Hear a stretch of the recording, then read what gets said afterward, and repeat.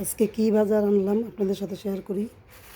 এই যে দেখেন আপুর ভাইয়ারা, আজকে বাজারে নিচ্ছি মুড়ি আনছি 2 কেজি। এই মুড়িটা হলো লম্বা চিকন মুড়ি। এই মুড়িটা খেতে আমার কাছে ভালো লাগে, নরম নরম লাগে। আমি আবার শক্ত হাতে ভাজা মুড়ি খেতে পারি না, আমার দাঁতে ব্যথা। আর আনছি আপেল, এই আপেলগুলো ভালো আপেল, এগুলো খেতে আমার কাছে অনেক ভালো লাগে, নরম নরম। কারণ আমি কচকচা আপেল খেতে পারি না, আমার দাঁতের সমস্যা আছে।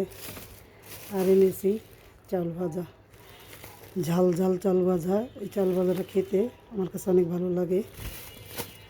আর এনেছি 2 কেজি পেঁপে, ডাক্তার বলেছে বেশি করে সবজি খেতে। আর এনেছি লাউ, লাউটা কচি আছে।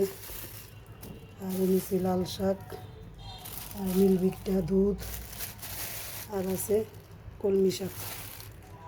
তো 2 দিনের শাক সবজি কিনে নিয়ে আসলাম।